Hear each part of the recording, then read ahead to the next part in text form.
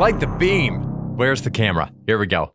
Light the beam, because it's time for Nerdy for 30, the podcast where we talk about nerdy-ish movies for 30-ish minutes. Hell of a concept. My name is Kevin Bauer, a.k.a. The Critic's Choice. With me, as always, is my co-host, the People's Champ. It's Tim Keck. Yeah. I don't know. I like that. No, I like it. Roll up the guns. And then I'll mean mug for anyone watching on YouTube. Little flex, little guns. Sun's out, guns out. It's summertime, baby. There's all you need. Look at that flex. If you're listening to this on Spotify, stop whatever you're doing right now. Switch over to YouTube because that's where the real action is happening. The Ringer switched over to YouTube. We are too. But hey, we're not talking about the Ringer today. Real monetization. It is. It's much better monetization. We're not talking about monetization today. We're talking about The Fall Guy. Now, longtime listeners of this podcast will obviously know Tim's relationship to Ryan Gosling. Fraught is maybe the most generous word that I can use to describe it. So it is with great anticipation that I ask the climactic question. Tim, what did you think of The Fall Guy? I liked The Fall Guy. I thought it was a fun movie. I enjoyed it. It was a pleasant romp. It actually made me think it is like the kind of movie you go to the movies to watch. There's like big practical stunts. It's like honoring movies. It's honoring the stunt industry. Emily Blunt, beautiful, talented, incredible. Aaron Taylor Johnson, a convincing leading man. And then there's Ryan Gosling, who has perfected this like bum burnout character that kind of drifts through life without any real talent. And he's not playing a leading man, which is why he's the perfect leading man for a movie that is centered around a stunt guy who does all of his best work behind the scenes and is seen but not heard from. So I think he is genuinely convincing as a stunt guy with no charisma, with no on-camera presence. It works. It works for me. I enjoyed it. So what about you, Kevin? I mean, I'm still kind of processing how to deal with that backhanded compliment on his behalf. I thought it was all right. I thought this is a messy movie. And it's a mess. I think it's a fun mess. It's a mess. Like it's definitely a little too long. So, I think we hit it with that classic Nerdy for 30. Should have been a little tighter. And could have cut some scenes, and I think that's kind of my take. There are times in it where I'm like, oh, but we're in the middle of hunting down a killer, and all of a sudden we're back on the movie set just filming scenes like nothing happened. You can't do that. You know what? I embraced it. It was it's flimsy, it's sloppy, but that's the work of the stuntman. You got to kind of move around, take what you can, get hit, get back up. And, you're on one set, then you're on another. Now you have to do something else. Now, it just felt like a nice, movie going stuntman experience. Yeah, I mean, it was good. I also was very excited to see this IP revived. I really lost my mind when Lee Majors. My gosh, I don't even know who it was. At the very end of the movie, they're like, oh, there's like two cameos. Oh, Lee Majors. Is that who it is? Or is that somebody else in the movie? I don't know. I don't know who these people are. But at the very end of the movie, two people show up and it's like, oh, these are clearly the Fall Guy people. Yeah. Had no idea. Did not care. They're not super interesting. Never heard of this before. But it made an okay movie. And again, Ryan Gosling was okay in this in the best way. And I think it really worked. So, I mean, all right. I'm with you on the cameo. I learned that it was based on old IP during that cameo. It's one of those things we've talked about this a million times. The way that it's shot, you can tell exactly what's going on, even if you don't have any familiarity with it. I mean, I guess props to them, like good on them for including them, but it's unnecessary. The whole post-credit scene was unnecessary, a little bit confusing. We definitely didn't need to see Stephanie Hsu asking for Jason Momoa's agent. That was a bad tag to end the movie on, but I thought it was like consistent with how messy the rest of this movie was. Can I pitch to you? Can we dig right into this? Can I pitch to you how I would clean this thing up? Sure. Yeah, let's go. Wait, are we going to do mail too? or we're saving that for another time? Oh, you know what? So we did receive a couple pieces of mail about this, mostly just from people, our pals Corey Frame and Ben Balrookie, both expressing how excited they were to hear your take on this movie and how it fit in with your Ryan Gosling takes in general. Okay. I think we've covered. I think I will. I have more on Gosling. I think he took a page out of The Rock's acting book and he put on some pounds for this movie. And I think it helped. I think him getting more jacked. He looked kind of jacked in this. And he looked like a stunt guy. And this is the closest to a badass I've ever seen him be. Like the fighting felt realistic. It just kind of worked for me in a way that I've never seen him as like an action star work for me before. Again, zero charisma. No talent as an actor. But again, that's not what the thing is. I will say, if you compare and contrast him with Aaron Taylor Johnson, I always liked Aaron Taylor Johnson. I feel like he's just another guy that's just like kind of there, not a big deal, never really the big center of attention. Okay. The way he's like a Taylor Kitsch level of just like, oh, that's guy that insult. I kind of like, and he's there. Yeah, it is an insult, I guess. But I like him. I think they're both great, but Aaron is good. And I think in the scenes with Ryan Gosling, it is clear that Aaron Tyler Joy has something that Ryan Gosling does not. Aaron Taylor Johnson, Aaron Taylor Joy. Yeah. Anya Taylor Joy. Yeah, you nailed whatever. It. I don't know his name, but ATJ is a better actor than Ryan Gosling. And I think that's obvious. And when they are next to each other, I do buy that ATJ is the star of the movie, that Ryan Gosling is a like a stunt double or like stand-in for this guy. ATJ is just he's more charismatic than Ryan Gosling is. He feels like a leading man. But then if we compare and contrast both of them with the Jason Momoa cameo, that was god awful. That sucked. I hated seeing Jason Momoa in this. He looked so bad. He gave the speech. ATJ gave the speech on the car, and it was so dumb, but I kind of got into it. I kind of believed it. Ryan Gosling could never deliver that speech, and now we know Jason Momoa also incapable of delivering that speech in an empowering way. He just looked kind of like a buffoon. He looked so much bigger than the other guys. He just looked kind of clumsy. I was just not. I like Jason Momoa, obviously a legendary Hollywood hang. I did not think it was the right role for him. I think if you're grabbing a celebrity, I don't know who else you grab, but I wouldn't have grabbed him. I just didn't love it.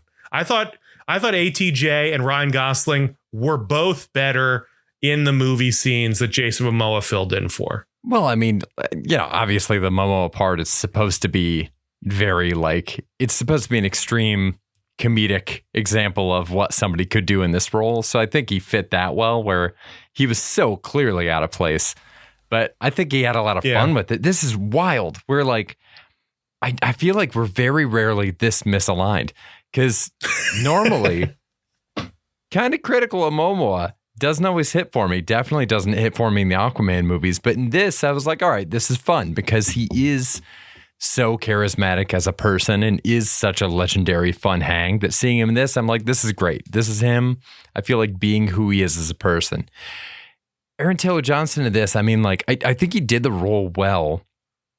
I'm trying to lock in on what exactly you like in this leading man quality, because I agree that Aaron Taylor Johnson, it's not specifically acting, because what you seem to be bouncing off of is the way that Gosling underplays things. You seem to be interpreting the fact that he is playing things a lot more subtle and a lot less heightened as a lack of charisma and a lack of acting talent. Whereas like Aaron Taylor Johnson is good, but everything he does is very heightened. So like he's playing Godzilla 2014 the same way he's playing Bullet Train, which works really well in Bullet Train, but can lead to some kind of awkward moments in Godzilla 2014 when he's being more extreme in scenes than Bryan Cranston or what's her name? The twins' sister, Scarlet Witch. You know who I'm talking about? Yeah, his sister in MCU. Yeah, his that's sister always wife. fun, you know. Yeah, anytime. That's so weird. Some actors playing sisters, parents. They're playing relatives, and all of a sudden they're love interests in the next movie. Like somebody saw that. Somebody saw one of those first, right? Sure. Somebody saw them with chemistry, either as siblings or dating, and they were like, "I'd like to see the other one." that family unit looks dateable. You know, they've got real chemistry. That brotherly, sisterly chemistry. Let's put that in the bedroom and see how this goes. It's a very weird dynamic, I think, but it's also weird because Scarlet Witch and Quicksilver in one of the versions of the comics were in a relationship despite the fact that they were siblings, which was super weird, super.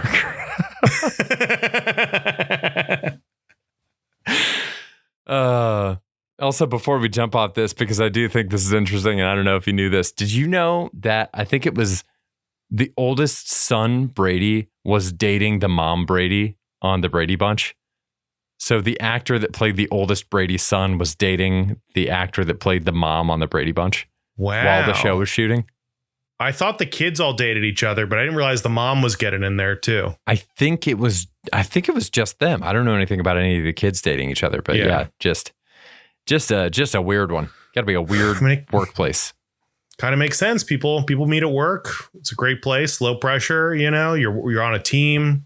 You're working towards a common goal. Sure. You know, you go out to a happy hour. A couple people head out. You decide to stick around for one more drink. One thing leads to another. You're not talking about reports anymore. You're talking about your families and getting lost in each other's eyes. And then you go back to her place and have a beautiful night together. And the next day, you're like, is this going to be awkward now? Is it going to be weird? But then you go in and you see her smile and you realize, yeah, this was a huge fucking mistake.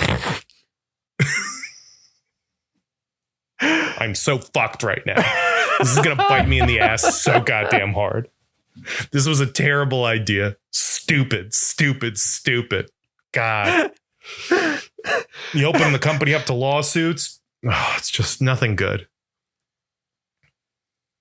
Even though we did at a company I worked at, there was a lawyer who came in and was like, hey, you know, we would appreciate it if you didn't date at work, you know, like that'd be good. And it's like, obviously that's better for the company if they're not dating. Sure. But he's like, you know, you don't need to, you know, now they've got all the online dating. They've got all the apps.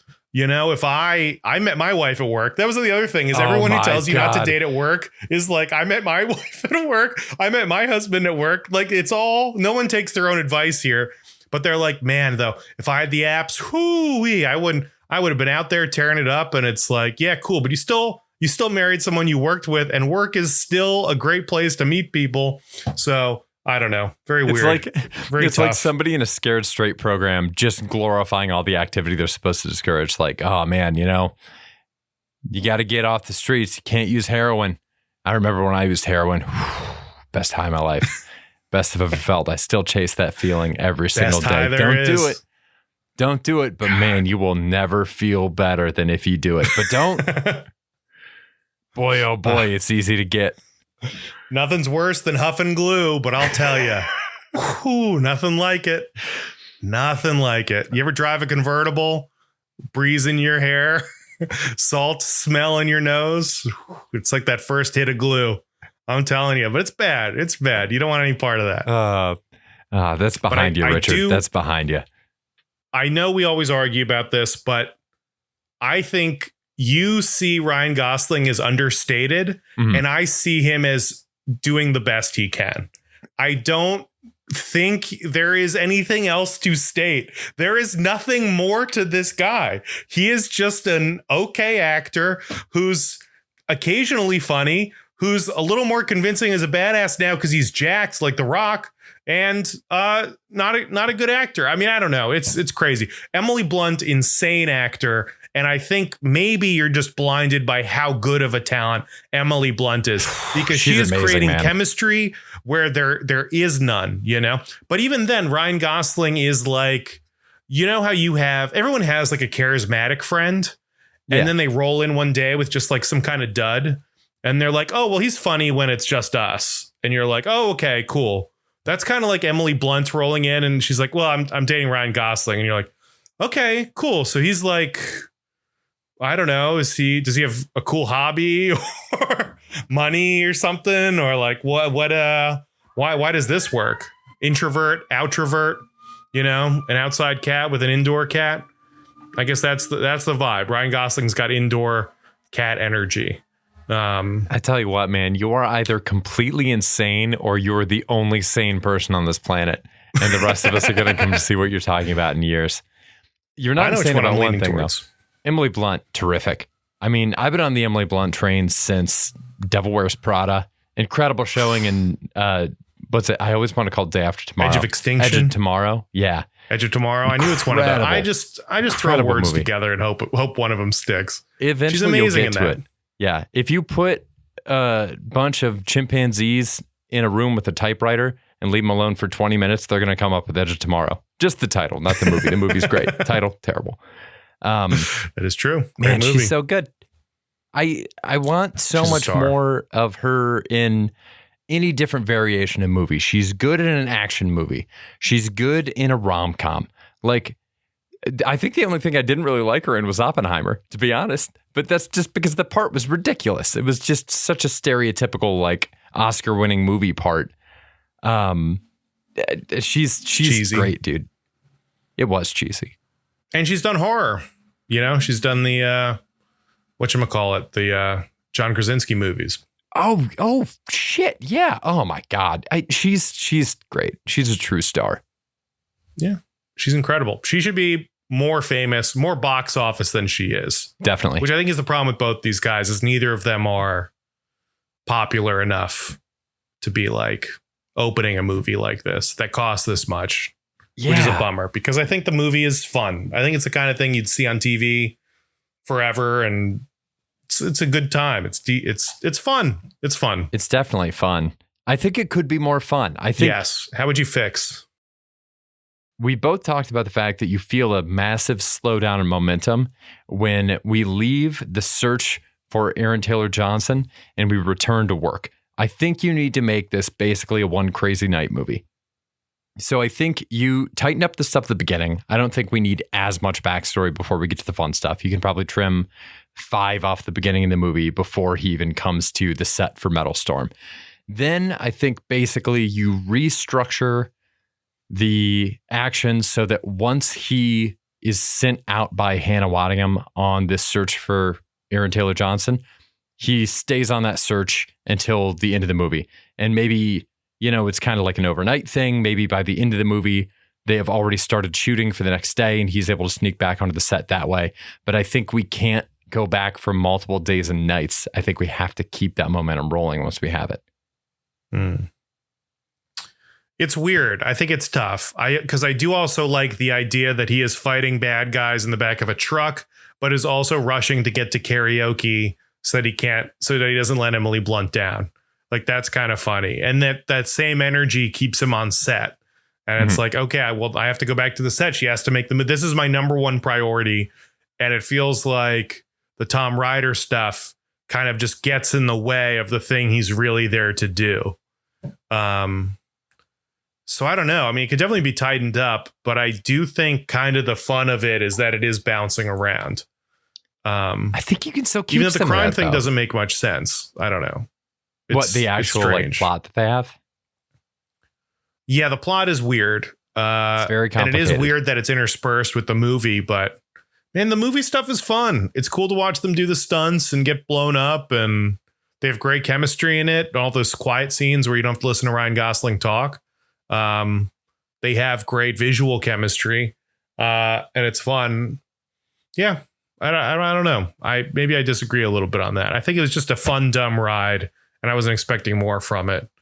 I do like their relationship a lot, though, in the sense that this is not a first meeting. Yeah. This isn't a relationship that's been going on. This is like an attempt at reconnecting with an old flame. So their relationship is already loaded when they meet each other, when they reunite. And that's super fun. That's just a good way to do things, I think. Yeah. Yeah. I mean, it works for me. I guess, I said they could shorten up the beginning, and maybe it is better served as a mystery that pays off later. But I was really curious why he would just ghost her in the beginning of the movie like that. I wasn't really behind his mentality because they seemed so good together and they seemed so into each other that it felt like they had more of a relationship. So it was surprising to me that when he got hurt, he ghosted her like that. But like, did she not know where he lived? Like, could she not come over? What was he just like hiding behind the curtains, looking through? Yeah, I mean, anytime somebody ghosts me, I go to their physical location immediately and don't take no for an answer. That's how you stick the landing there. Different. Yes. Well, I know where they work because it's only coworkers. Oh my God. No, it's weird. I don't know this. I like the idea of this a lot, where he gives a monologue about the thumbs up and how every stuntman is supposed to give the thumbs up and they're supposed to be cool and rad and everything's okay. And I did kind of relate to the idea of like, that's the expectation. And if I'm not that person, maybe you won't want to stick around. That is cool. And I do like that a lot. That's something that could have been more, because you're right. It does also feel like this is a conversation problem, which, I mean, that happens in relationships. People date and everyone's like, outside looking in, it's amazing. But then when you're in it, you're just like, okay, I just got to run away from you for 18 months or whatever it is. And you're like, oh, yeah, this is a conversation, though. Him just being like, hey, I broke my back. I'm going to be kind of out of it for a while. And I don't want to put you through that. Done. And now we don't need this entire movie. So, yeah. Again, I blame Ryan Gosling. As well you should. This has me wondering if we should rearrange our plans. We had originally planned to do our annual Lethal Weapon Gosling double feature this fall with Lethal Weapon 4 and La La Land. I don't think La La Land is going to cover any ground you haven't already covered, frankly. Like, we know that you like him in a musical. You're going to like him in La La Land. There's no challenge there. I think what we should see... But I haven't seen it. Okay, where are you going with this? It's going to be the same you talk about with Ken. You're just going to be like, yeah, when this guy's singing, he's good. But like when he's not singing, I want him to stop talking. But him being good for an entire movie is unheard of. It's a lot of singing in the movie. What I'm wondering is basically if we should switch things up and if we should watch either some like Ryan Gosling indie fare, like Lars and the Real Girl, which I've referenced a few times in terms of like what I believe his weirdo heart is. Or do we watch the fucking Notebook? Do we have to put this thing to bed by watching the Notebook so that you can see him actually give a monologue and show some emotional range? I mean, this was like Gosling when he was like rom-com, like soft boy heartthrob Gosling. He's very like doughy in the movie. He's got a really bad beard and he's just like this romantic figure. This is before he got completely fucking shredded for all these other movies. Yeah, I mean, honestly, one crap movie versus another crap movie, It doesn't make a difference to me, We're just talking about, I don't know, we're trying to eat a piece of shit and we're like, well, what if we fry it? What if we sous vide it? What if we throw it in the air fryer for a little bit, bake this thing? It is what it is, And I'm out here we can consume mediocrity coffee. However you want to. All right. Do you see at least, I'm wondering if I can get a little bit of a silver lining from this cloud. Do you see what I'm talking about with this and The Nice Guys when he plays this kind of like hapless, like kind of bumbling idiot character who has so many things go wrong for him? Do you see what I mean when I say that this guy would make the perfect fucking Hawkeye based on like the Matt Fraction Hawkeye noir arc? No. But I don't know. Is Hawkeye a bumbling mess who like it trips and falls over stuff and clumsy? Is Hawkeye clumsy? I think he is portrayed two distinct ways in media. He is either displayed as like a full on like hot shot, cocky guy who doesn't miss, like Glenn Stewart. Glenn Stewart is like, that's the guy's name, right? From like Top Gun and everything. He's no, I don't know. I don't know what that means. Yeah, Top Gun. Everybody wants some. Glenn Stewart. He's popping off. He's the guy in the new Twisters. It's definitely not Glenn Stewart. They're like, Glenn, that's one of Powell? Glenn. Yeah, Glenn Powell. Glenn Stewart sounds like the name of a 1940s orchestra conductor. Yeah, it sounds like a Green Lantern. It does.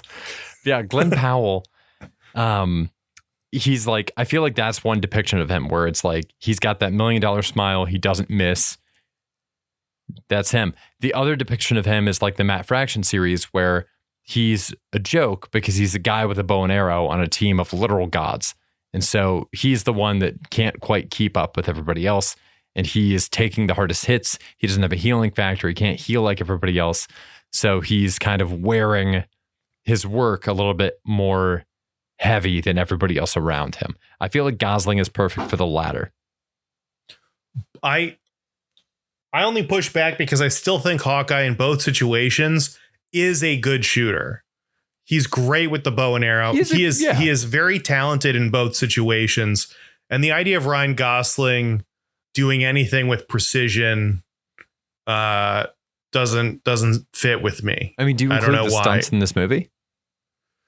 I think that's fun. Because now in the New Guys and Ken and this movie, it's like kind of the same character where it is this kind of burnout loser bro. Mm-hmm. And I think this is the best version of that. I mean, Ken's pretty good, but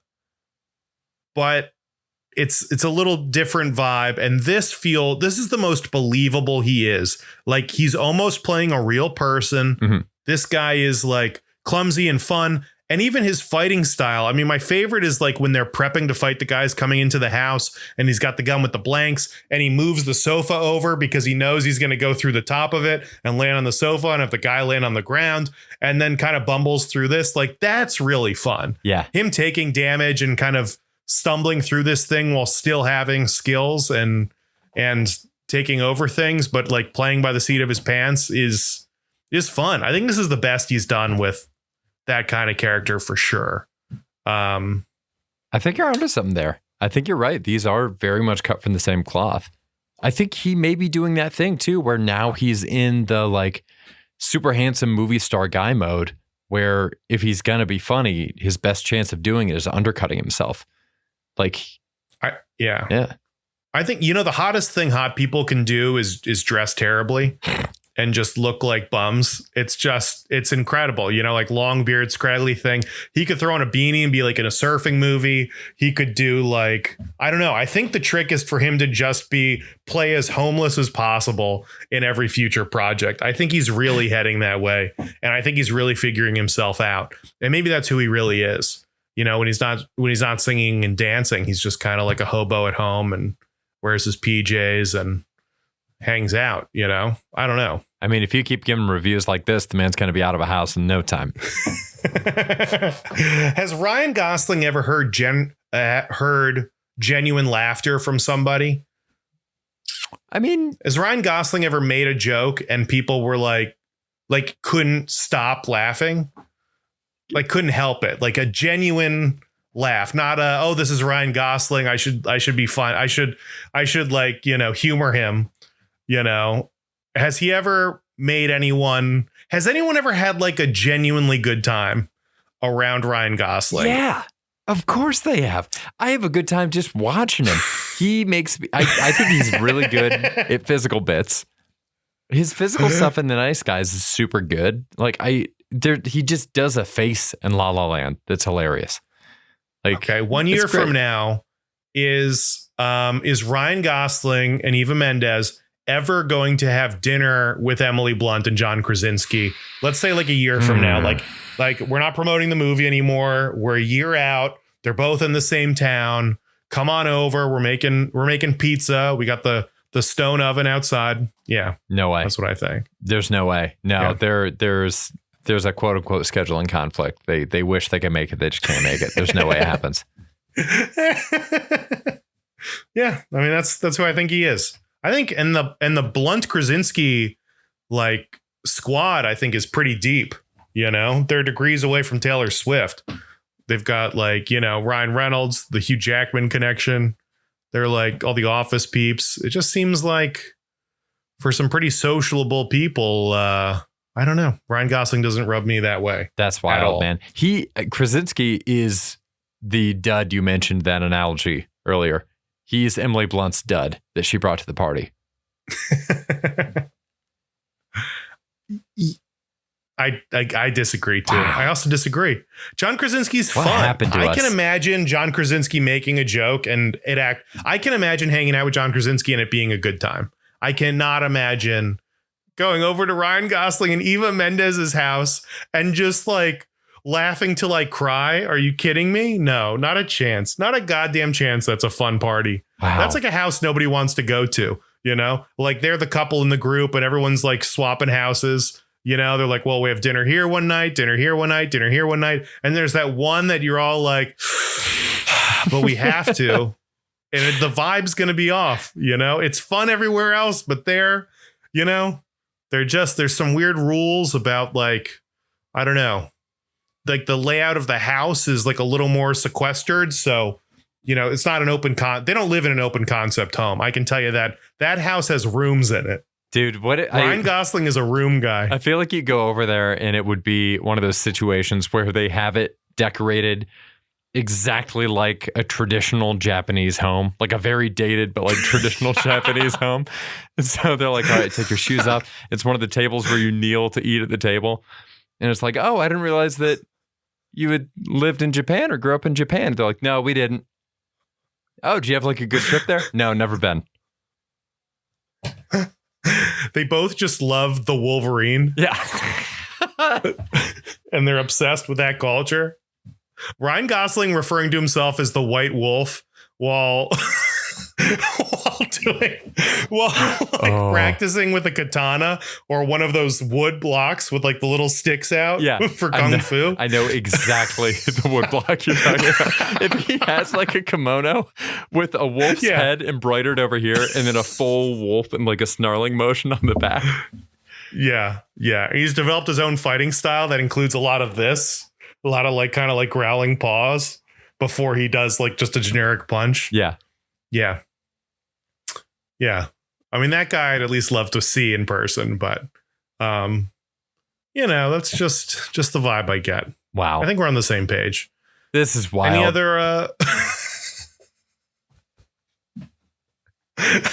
Kimono Gosling is so funny.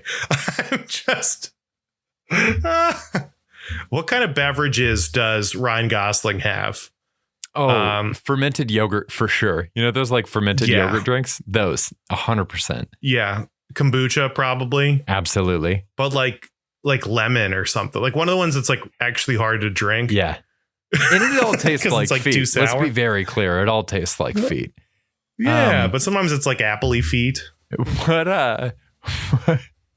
What like if someone was like making fermented beer? Like it was cider. I'm just too busy thinking about somebody stomping on apples like grapes into wine, you know? Sure. And like they take a foot out and you just kind of suck it right off of there. Like that's what the Pink Lady kombucha is. Well, I know exactly the flavor you're talking about. I know exactly the flavor you're talking about. Today I learned that kombucha is Quentin Tarantino's favorite drink. What do you think? What do you think Gosling's light beer of choice is? Ultra, probably. Oh, he would be a Michelob guy. Yeah. Wow. What's yours? I mean, I like Michelob. I think I gravitate towards a Miller probably or a Coors. Yeah, Coors. Those are my faves. My dad drinks a lot of Ultra, but it's like I want the healthiest option. It's just kind of like a no nonsense. You know, he's doing it like you drink Diet Coke. But Ryan Gosling, I imagine, is like, okay, we're gonna go all out, and I'm gonna have a couple Michelob Ultras. Can I make a guess? During the party? Does your dad golf? He golfs. Yeah, it checks out. That's why he's a Michelob guy. That's true. That's very true. Oh man, boy. They have their own cup holder, the Michelob cup holders in the golf carts. They reject any other beer. They just throw them straight out. It's like those squirrel feeders that guy on YouTube made. Listener, what do you think? We're coming to a close here. We barely talked about Fall Guy. What did you think of the movie? Do you think it's a mess? Do you think Ryan Gosling is a mess? What do you think his favorite light beer is? Let us know. Send us an email, nerdy430@gmail.com. We will read it on the show. Tim, any closing thoughts? I bet when Ryan Gosling cooks at home, he wraps a lot of stuff in banana leaves. Like he steams a lot. It's a lot of steaming. Yeah. He's got those wood baskets. He's like, oh my God, dude. Yeah. He's making other stuff in the bow steamers. Like, yeah. And you're like, soup dumplings. And it's everything but soup dumplings. Everything no but, carbs. Man. It's like I put some lettuce in the in the wood steamers over water. Oh, it's a lot of lettuce wraps at that house. It's a lot of lettuce wraps at that house. We will be You've back never here had a again. cabbage like this. We'll be back here again next week with Mad Max Fury Road, prepping for Furiosa. We'll see you then. Until then, stay nerdy, everybody. Bye. Stay nerdy. Bye.